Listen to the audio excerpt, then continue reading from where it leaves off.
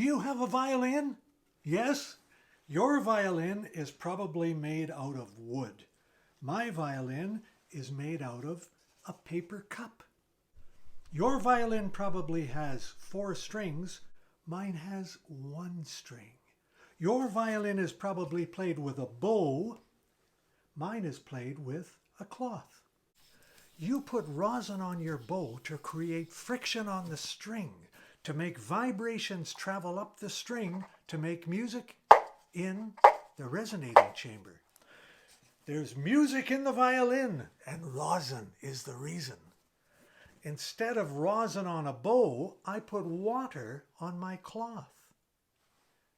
And this is the frog of my bow. That's actually a joke. You should fall over laughing. Oh yes, good. Bow makers use a small vise called a frock. That's why some folks call the heel or nut of a bow a frog. Okay, pay attention. Now watch this, Froggy. Look at this. Here's what you have to do. You poke a hole in the end of the cup. Poke a hole in there, push a string through it, and then tie a knot in the end of the string so it's not going to pull through.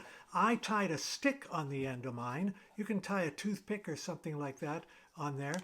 And then when you pull it, the stick is going to stop the string from pulling through because you got to grip it fairly tightly with this cloth. Now you wet the cloth. You can even wet the string if you want, like this. Wet the whole string, wet the whole thing like that. And then when you grab the string and pull, vibrations are going to travel along the string into the cup and make music. Here, let's listen to the beautiful music. Oh, how nice. It almost sounds like some bird, some animal, some chicken, some turkey, a duck. Turkey. Now here's the important part. The string should be cotton. Use a nice cotton, heavy cotton string because if it's not cotton, it's going to be slippery. This one is some kind of nylon and it's not going to vibrate. It's like slipping on ice. You need the friction. You got to have the friction. There's all sorts of different kinds of resonating chambers. You can even use a tin can. Poke a hole in the bottom, use a nail and a hammer. I found a thick string. Look at how thick that cotton string is. Here's the sound. You can make all sorts of different sizes. You can make big ones, small ones, different size containers. Make a different sound. You can make like a viola or a cello or a big bass. Different tones, the different size of string, the different size of container. This one's plastic. This is a tin can. Oh, this one, I was experimenting. I put an elastic on it just to see what would happen. It sounds, there's enough cotton in the elastic, but it's very quiet. I could maybe do this. Shall I try this? It's dangerous. Don't try this at home. Here we go. I can hear the sound in my head if I pluck the string.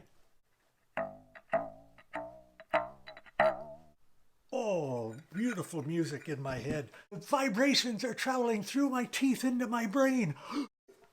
Primitive cultures around the world have used these devices as musical instruments. They call them cuicas or friction drums.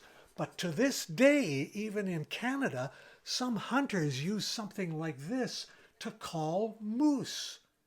I will now make the sound of a moose in late September when the leaves are falling and it's hungry. Here's the sound it makes.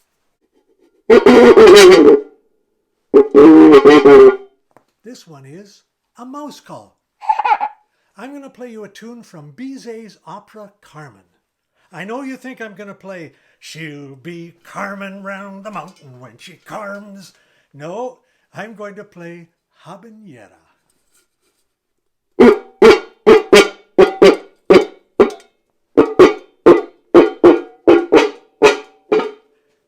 I could play the whole song, but my arms aren't long enough.